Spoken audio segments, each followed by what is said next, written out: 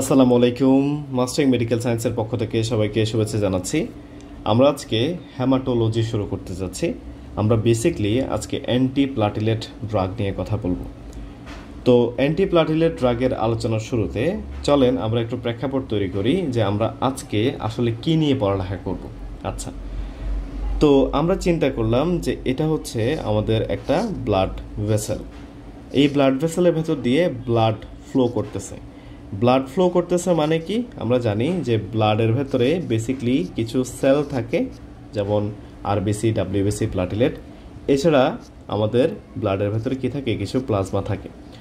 এখন আমাদের হেমাটোলজিতে, মানে হচ্ছে আমাদের ফার্মাকোলজিক্যাল হেমাটোলজিতে, আমরা বেসিকলি দুইটা সমস্যা নিয়ে ডিল করি। একটা হচ্ছে আমাদের ব্লাড যে ফ্লো হচ্ছে, এই ফ্লোতে সমস্যা হইতে পারে।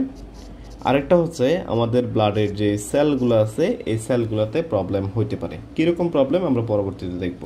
তাহলে দুই ধরনের সমস্যা নিয়ে আমরা ডিল করতে পারি। একটা হচ্ছে আমাদের ব্লাডের ফ্লোতে সমস্যা, আর একটা হচ্ছে আমাদের এখানে যে ব্লাড আছে, এই ব্লাডের যে সেলগুলো আছে, সেই সেলগুলোতে সমস্যা। আচ্ছা, এখন আমরা চিন্তা করলাম যে এটা হচ্ছে আমাদের একটা ব্লাড ভেসেল। আচ্ছা, তো ব্লাড ভেসেল এর যে লাইনিং এপিথেলিয়াম, এই লাইনিং এপিথেলিয়ামকে কি বলা হয়ে থাকে? এটাকে বলা হয়ে থাকে এন্ডোথেলিয়াম। আমরা এখানে আমাদের এন্ডোথেলিয়ামকে দেখতে পাচ্ছি এবং এন্ডোথেলিয়ামের কিছু নিউক্লিয়াসকে দেখতে পাচ্ছি। তাহলে আমরা এদিক দিয়েও আমাদের এন্ডোথেলিয়ামটাকে শো করলাম। আমরা দেখতেই পাচ্ছি আমাদের এন্ডোথেলিয়ামটা কেমন। এন্ডোথেলিয়ামটা হচ্ছে কন্টিনিউয়াস। এখন কি হইলো, কোনো একটা ইনজুরি হওয়ার কারণে আমাদের এই যে এন্ডোথেলিয়াম, এই এন্ডোথেলিয়ামের এই অংশটা কি হয়ে গেছে? এই অংশটা রাপচার হয়ে গেছে। এখন রাপচার হলে কি হবে? আমাদের এইখানে যে ব্লাডগুলো ফ্লো করতেছিল, এগুলা আমাদের এই রাপচার অংশ দিয়ে বাইরে বের হয়ে আসবে, বা আমাদের এখানে হ্যামোরেজ হবে। আচ্ছা, তো এই হ্যামোরেজটা তো আমাদের বডি চলতে দিতে পারে না, তাই না? এই হ্যামোরেজটা হইলে আমাদের বডির জন্য ক্ষতি। সো এই হ্যামোরেজটা কি হবে, যে কিছু সময় পরে বন্ধ হয়ে যাবে। এখন এই বন্ধ হওয়াটা আমাদের বডি করবে কিভাবে? প্রথমত আমাদের ব্লাডের ভেতরে যে সেলগুলো আছে, এর ভেতরে একটা সেল হচ্ছে প্লাটিলেট। সে কি করবে? কিছু প্লাটিলেটকে এখানে নিয়ে আসবে। আমরা এখানে কিছু প্লাটিলেটকে দেখতে পাচ্ছি। প্লাটিলেটকে নিয়ে এসে সে এখানে একটা প্লাক তৈরি করবে। এখন এই প্লাকটা তৈরি হওয়ার কারণে কি হবে? এখানে টেম্পোরারিলি ব্লিডিংটা স্টপ হয়ে যাবে।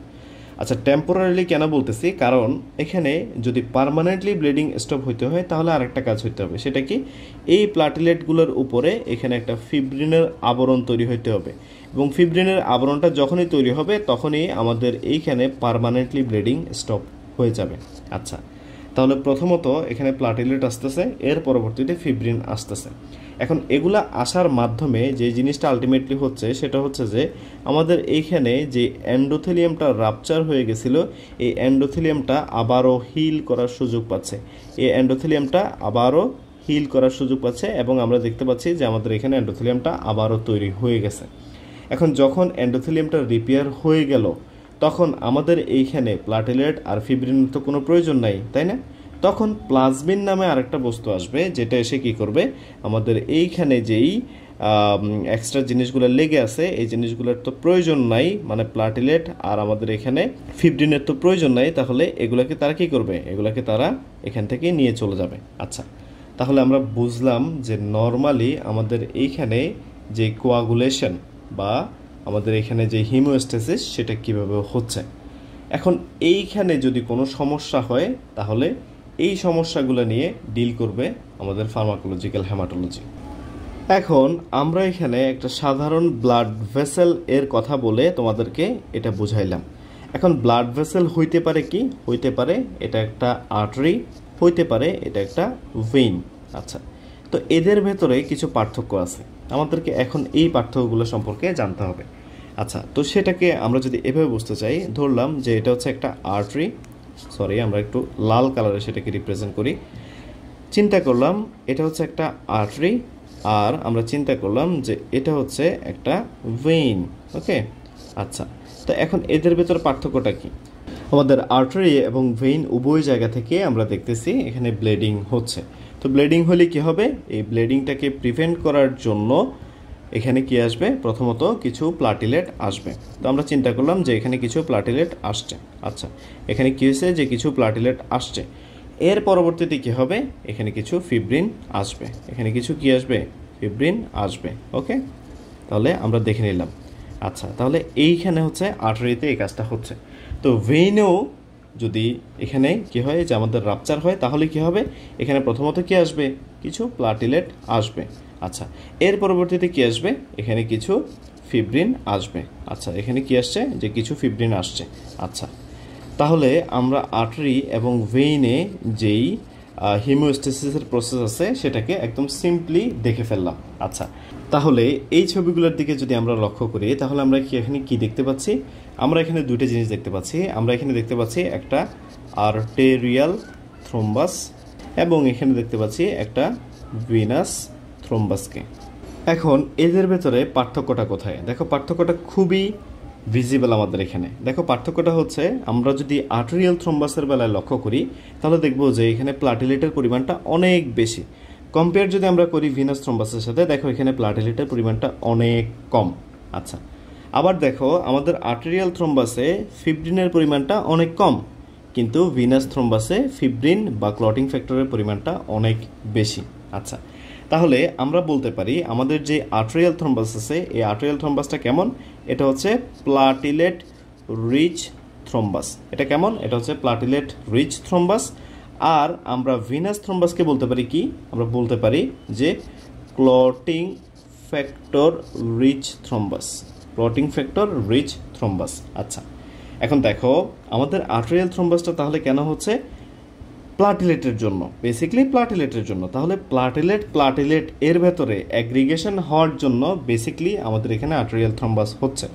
তাহলে আর্টেরিয়াল থ্রোম্বাস যদি হয়, তাহলে আমাদেরকে কোন ধরনের ড্রাগ দেওয়া উচিত, আমাদেরকে এমন ড্রাগ দেওয়া উচিত যারা প্লাটিলেটকে অ্যাগ্রিগেট করতে দিবে না, একটা প্লাটিলেটের সাথে আরেকটা প্লাটিলেটকে লাগতে দিবে না। এখন যেই ড্রাগগুলো একটা প্লাটিলেটের সাথে আরেকটা প্লাটিলেটকে লাগতে দেয় না, আমি খুব সহজ ল্যাঙ্গুয়েজে বলতেছি, সেই ড্রাগগুলোকে আমরা কি বলবো, সেই ড্রাগগুলোকে আমরা বলবো হচ্ছে অ্যান্টি প্লাটিলেট ড্রাগ। তারা কি, তারা হচ্ছে অ্যান্টি প্লাটিলেট ড্রাগ। আচ্ছা, এর পরবর্তীতে দেখো ভিনাস থ্রোম্বাসটা কেন হচ্ছে, বেসিক্যালি ক্লটিং ফ্যাক্টর এর জন্য হচ্ছে বা ফিব্রিন এর জন্য হচ্ছে। তাহলে এই ক্লটিং ফ্যাক্টরকে যারা অ্যাগ্রিগেট করতে দিবে না, তাদেরকে কি বলা হবে, তাদেরকে বলা হবে হচ্ছে যে অ্যান্টি কোয়াগুলেন্ট। তাহলে দেখো ভিনাস থ্রোম্বাস যেহেতু ক্লটিং ফ্যাক্টরের জন্য হচ্ছে, তাহলে আমাদেরকে এখানে কোন ধরনের ড্রাগ দিতে হবে এই থ্রোম্বাসটাকে প্রিভেন্ট করার জন্য, সেটা হচ্ছে অ্যান্টি কোয়াগুলেন্ট দিতে হবে। আচ্ছা, এখন আর্টেরিয়াল থ্রোম্বাস বলতে আমরা কি বোঝাচ্ছি, দেখো আর্টেরিয়াল থ্রোম্বাস এর যদি এক্সাম্পল দিতে বলা হয়, আমরা কিসের কথা বলবো, যেমন দেখো আমাদের মায়োকার্ডিয়াল ইনফ্রাকশন, এটা বেসিক্যালি কোথায় হচ্ছে, এটা করোনারি আর্টারিতে হচ্ছে, তার মানে এটা এক ধরনের আর্টেরিয়াল থ্রোম্বাস, তাহলে মায়োকার্ডিয়াল ইনফ্রাকশন। এর পরবর্তীতে আমাদের সেরেব্রাল ভেসেলগুলোর কথা চিন্তা করো, সেখানে কি হতে পারে, সেখানে হইতে পারে স্ট্রোক। আচ্ছা, তাহলে আমরা আর্টেরিয়াল থ্রোম্বাসের এক্সাম্পল হিসেবে মায়োকার্ডিয়াল ইনফ্রাকশন এবং স্ট্রোকের কথা বলবো।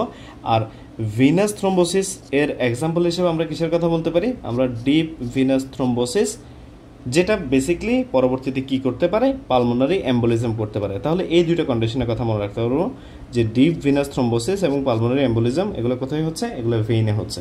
তাহলে দেখো এমআই স্ট্রোক এর ট্রিটমেন্টে আমরা অ্যান্টি প্লাটিলেট ড্রাগ ব্যবহার করব, আর ডিপ ভেইন থ্রোম্বোসিস, পালমোনারি এম্বোলিজমের মতো কন্ডিশনগুলোতে আমরা অ্যান্টি কোয়াগুলেন্ট ড্রাগ ব্যবহার করব। কেন ব্যবহার করব সেটা কিন্তু আমরা ইতিমধ্যেই জেনে গেছি। আমরা আজকের প্রথম লেকচারে বেসিক্যালি পড়ালেখা করব হচ্ছে অ্যান্টি প্লাটিলেট ড্রাগ নিয়ে। এই অ্যান্টি প্লাটিলেট ড্রাগগুলো কোথায় ব্যবহার করা হয়, রিসেন্টলি যাদের এমআই স্ট্রোক হয়েছে তাদের বেলায় আমাদের এই অ্যান্টি প্লাটিলেট ড্রাগগুলো ব্যবহার করা হয়। তো চলো আমরা অ্যান্টি প্লাটিলেট ড্রাগ নিয়ে আমাদের আলোচনা শুরু করি। প্রথমত আমাদের কাছে যেই অ্যান্টি প্লাটিলেট ড্রাগ আছে তাদেরকে কি বলা হয়ে থাকে, তাদেরকে বলা হয়ে থাকে GP2B3A ইনহিবিটর। তাহলে দেখো গ্লাইকোপ্রোটিন 2B3A ইনহিবিটর। আচ্ছা, এই ড্রাগগুলো কীভাবে কাজ করে আমরা একটু দেখার চেষ্টা করি। আমরা চিন্তা করলাম যে এটা হচ্ছে একটা প্লাটিলেট, এটা হচ্ছে আরেকটা প্লাটিলেট, এই দুইটা প্লাটিলেট অ্যাগ্রিগেট করার চেষ্টা করতেছে। এখন এই প্লাটিলেটগুলোর ভেতরে কি থাকে, একটা রিসেপ্টর থাকে, আমরা সেই রিসেপ্টরটাকে শো করি, এটা হচ্ছে সেই রিসেপ্টর। আচ্ছা, এখন এই রিসেপ্টরটাকে কি বলা হয়ে থাকে, এটাকে বলা হয়ে থাকে যে গ্লাইকোপ্রোটিন 2B/3A রিসেপ্টর। আচ্ছা, তাহলে এটা হচ্ছে গ্লাইকোপ্রোটিন 2B3A রিসেপ্টর। এখন এই দুইটা রিসেপ্টর একটা আরেকটার সাথে ইন্টারাকশন করবে, কিন্তু তারা কিভাবে ইন্টারাকশন করবে তাদের জন্য আরেকটা মলিকিউল লাগে যেটাকে বলা হয়ে থাকে ফিব্রিনোজেন। এই ফিব্রিনোজেন এটা কি? এটা হচ্ছে ফিব্রিনোজেন। এই ফিব্রিনোজেন এই দুইটা মলিকিউল এর ভেতরে এসে বসে এবং তখন কি হয়, আমাদের দুইটা প্লাটিলেট একটা আরেকটার সাথে এগ্রিগেট করে। আচ্ছা, এখন আমরা যে ড্রাগগুলো ব্যবহার করব সেই ড্রাগগুলো কি করবে? এই অ্যাগ্রিগেশনটাকে হইতে দিবে না। এখন এই ড্রাগগুলো কিভাবে কাজ করবে দেখো, আমরা এদের নাম ইতিমধ্যে তোমাদেরকে বলছি। এটা হচ্ছে গ্লাইকোপ্রোটিন 2B3A ইনহিবিটর। মানে কি? মানে তারা এসে কি কাজ করবে? তারা এসে আমাদের এই যে রিসেপ্টরটা আছে এই রিসেপ্টরটাকে ইনহিবিট করে দিবে। তাহলে আমরা কিছু ড্রাগ ব্যবহার করব যাদেরকে বলা হচ্ছে যে গ্লাইকোপ্রোটিন 2B3A ইনহিবিটর। তারা এসে আমাদের এই রিসেপ্টরটাকে ইনহিবিট করবে।